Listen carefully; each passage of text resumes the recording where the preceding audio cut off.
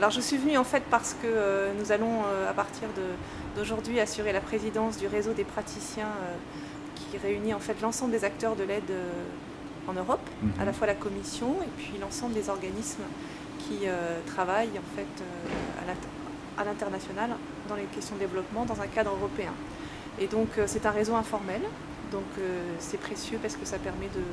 de discuter dans un cadre à la fois très pratique, très pragmatique, en essayant d'échanger nos pratiques, sachant qu'on est très différents les uns des autres. Ce qui est important, c'est que dans l'aide européenne, en fait, on trouve tous les modèles d'agences, les institutions financières, comme l'Agence française de développement, des agences plus classiques qui interviennent essentiellement par subvention, par don, des opérateurs d'expertise qui ont plutôt comme travail de mobiliser l'expertise et de jouer un peu un rôle d'ensemblier. Et puis il y a bien sûr toutes les tailles, il y a les grosses agences d'aide, et puis on voit que de plus en plus de pays européens ont envie de se doter d'un outil spécifique pour l'aide au développement, et donc c'est l'occasion de partager ensemble ces expériences. Je crois qu'un des objectifs, c'est de mieux se connaître et puis d'avoir un bon niveau de discussion un peu pratique et technique avec la Commission, mais c'est aussi de contribuer à une véritable identité européenne en termes d'aide au développement et de travailler avec la Commission pour construire en fait cette offre européenne d'aide au développement qui n'est pas uniquement qui n'est pas uniquement les financements de la Commission, mais c'est les financements de la Commission et l'ensemble des agences d'aide. Et c'est un peu l'ambition, je dirais, ultime de ce réseau, c'est de contribuer à construire cette identité. Et c'est important parce que dans le paysage aujourd'hui de l'aide qui est très fragmenté, et qui l'est de plus en plus, où l'aide est remise en question, où il y a un certain nombre d'enjeux très stratégiques sur qu'est-ce que va être l'aide demain, quels sont les grands enjeux, quelles sont les grandes priorités. Et je pense que construire une vision européenne, une approche européenne dans ce domaine-là, une visibilité européenne est tout à fait importante, et c'est important aussi que cette visibilité ne soit pas uniquement associée à l'aide de la Commission, mais également à l'aide de tous les pays membres de l'Union européenne. Donc quelque part, on contribue aussi à la construction d'une Europe, et une Europe plus forte sur ces sujets d'aide. C'est important de rappeler que l'Europe est le premier bailleur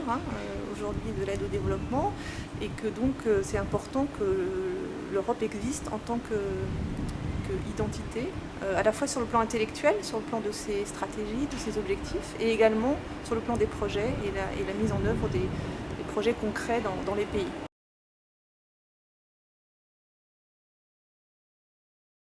Alors il y a deux sujets qui me paraissent très importants dans cette ambition. Le premier, c'est la question du changement climatique. Je pense qu'au niveau européen, en tout cas, nous pouvons montrer que le climat n'est pas un sujet différent du sujet de l'aide au développement, et que c'est en prenant en compte le climat dans l'aide au développement que nous pouvons arriver à trouver des solutions possibles et acceptables pour les pays en développement. Et je pense que de ce point de vue, l'AED par exemple a fait sien complètement l'objectif de lutter contre le changement climatique, et montrer comment on peut réconcilier aide au développement économique et lutte contre le changement climatique. Donc ça, c'est un sujet sur lequel je pense que l'Europe, qui a toujours été, je dirais, un peu le fer de lance dans la négociation du climat, peut réconcilier l'agenda climat et l'agenda développement. Le deuxième sujet auquel je pense concerne les questions de responsabilité environnementale et sociale. Le constat qu'on a fait en tant que banque de développement, c'est qu'on avait beaucoup mis l'accent sur la manière dont on gère les risques environnementaux et sociaux de nos projets. Comment on vérifie qu'on a bien pris en compte les intérêts des populations, les conséquences environnementales de nos projets. Et ça, je pense qu'on a fait beaucoup de progrès. On a augmenté nos standards, nos exigences, à l'instar d'ailleurs des principaux bailleurs de fonds. Ce qu'on a constaté malgré tout, par ailleurs, c'est que cette exigence, elle n'était pas suffisamment portée dans la mise en œuvre des projets. Et par exemple, que finalement, une fois qu'on avait approuvé un plan de gestion environnementale et sociale, on n'avait pas forcément les moyens ensuite de vérifier qu'il était effectivement mis en œuvre, et que donc le problème venait beaucoup de la mise en œuvre. Et ce dont nous avons commencé à faire, c'est d'inclure dans nos appels d'offres des dispositions qui font qu'on a la même exigence maintenant en termes de compétences sur les sujets environnementaux et sociaux que celles qu'on demande sur l'expertise technique des entreprises qui soumissionnent au marché. Donc on vérifie que les entreprises qui soumissionnent au marché ont effectivement les compétences, les références et sont à même de mettre en œuvre le plan de gestion et d'assurer une bonne prise en compte de ces exigences. Et je pense que c'est important parce que notre souci, c'est qu'à travers nos projets de développement, on contribue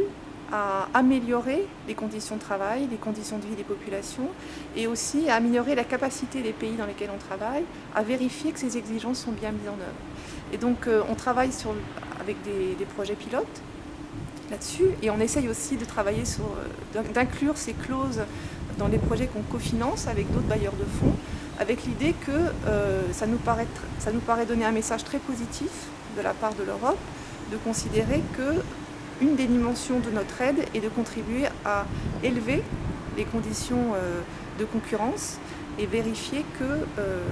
les clauses environnementales et sociales ne restent pas lettres mortes, mais sont bien prises en compte de manière très concrète dans les projets. J'ai en tête un projet qu'on finance à Douala, dans le domaine de l'assainissement, pour lesquels les Camerounais, nos contreparties camerounais, ont accepté d'avoir un peu une phase pilote en incluant dans les appels d'offres des clauses spécifiques.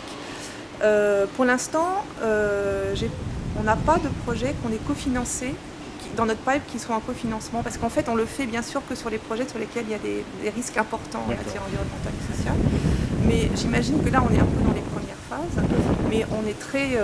désireux de trouver des projets avec lesquels on pourrait effectivement travailler avec la Commission là-dessus, sous réserve effectivement qu'au niveau de la Commission,